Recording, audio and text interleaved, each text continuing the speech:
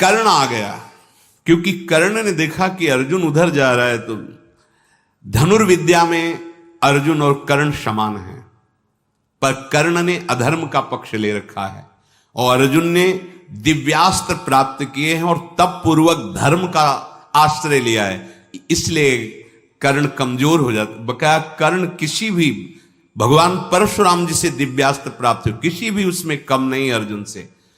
दौड़ करके अर्जुन को रोका और कहा, कहां दुर्योधन को पीछे देखना, पहले मेरे से युद्ध कर, मैं बहुत समय से जल रहा हूं तेरे से युद्ध करने के लिए, छुपा छुपा घूम रहा था, आज हमारे सामने आया है।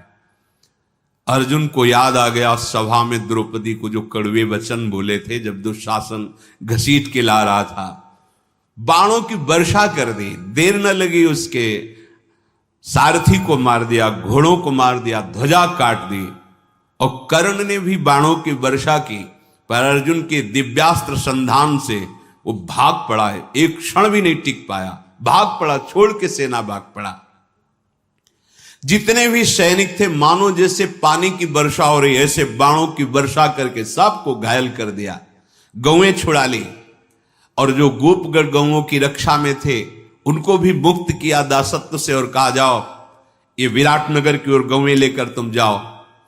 अर्जुन ऐसा कह करके सहसा आगे बढ़े तो विराट पुत्र तेजी से रथ को हाँक रहा था। धनंजय की बाणों की मार से जो दुर्योधन के आसपास सैनिक थे वो सब नष्ट होते चले जा रहे थे। जैसे प्रचंड आंधी वृक्षों को उखाड़ती चली जाती है, ऐसे रथ की सेना, हाथियों की सेना, घुड़सवार सेना, पैदल सेना, इनको नष्ट करते हुए अर्जुन आगे बढ़े। अर्जुन के हृदय में भारी उत्साह। उसी समय कर्ण का भाई लाल घोड़ों के रथ पर बैठकर सामने आया, संग्रामजीत उसका नाम था। उसने अर्जुन को बाणों से बीधना चाहा, एक ऐसा छुरधार नाम के बाण से संधान किया, उसका गला कट के गिर गया। जब ये फिर कर्ण ने सुना कि मेरे भाई की हत्या अर्जुन ने कर दी, फिर लौट पड़ा। अब वो अर्जुन से बड़े बल से युद्ध कर रहा है।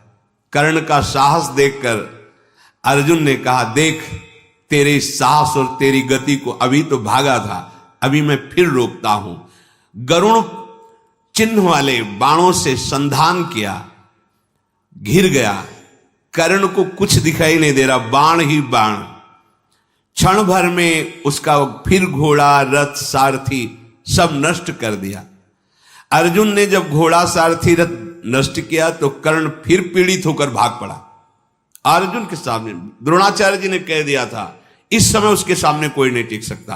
अकेला अर्जुन पूरे त्रिभुवन पर भारी है, क्योंकि तप, धर्म और दिव्यास्त्र तीनों से परिपक्व है। पितामह भीष्म, द्रोणाचार्य, कृपाचार्य ये तब तक पहुंच चुके थे। हठ पूर्वक बाणों की वर्षा करके अर्जुन को रोकने लगे।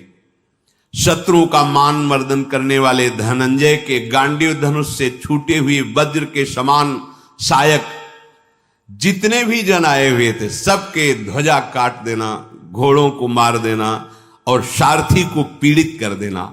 अर्जुन के छोड़े हुए बाणों को कोई समझ ही नहीं पा रहा था, किधर से आए, कब आए, कैसे आए।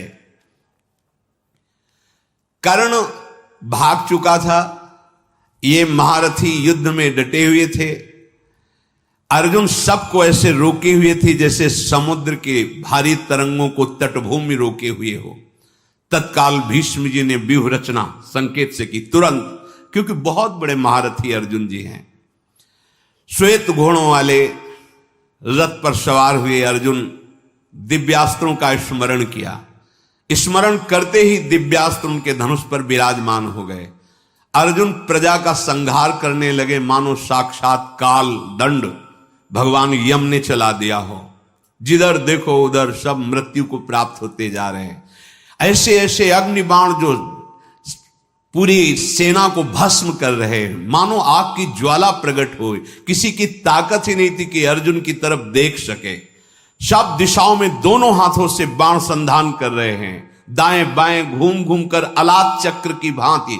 किसी को लक्ष्य नहीं बन पा रहा। अर्जुन के मारने का। इतनी शीघ्रता से अर्जुन बाण संधान कर रहे हैं। अचिंत मन बुद्धि वाले शूरवीर अर्जुन ने रणभूमि में ऐसा पुरुषार्थ दिव्यास्त्रों का दिखाया, द्रोणाचार्य जी को 73 बाणों से बेंध दिया।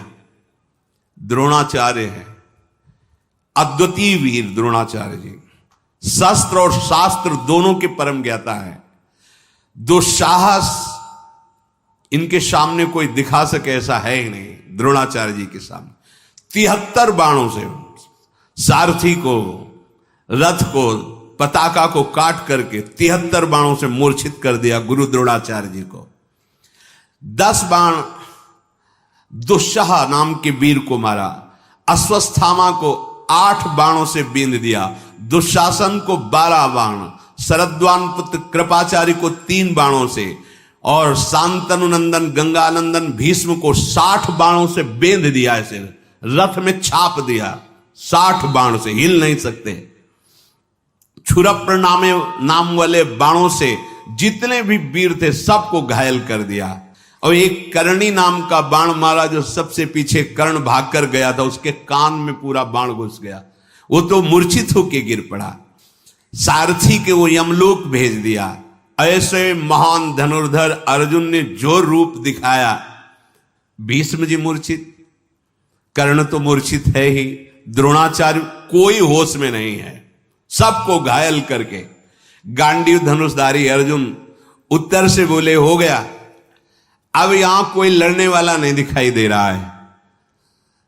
अश्वस्थामा, कृपाचार्य, माननी, बाल्मीक, सोमदत्त, ये कौरव के बड़े बड़े योद्धा, ये सब मूर्छित पड़े।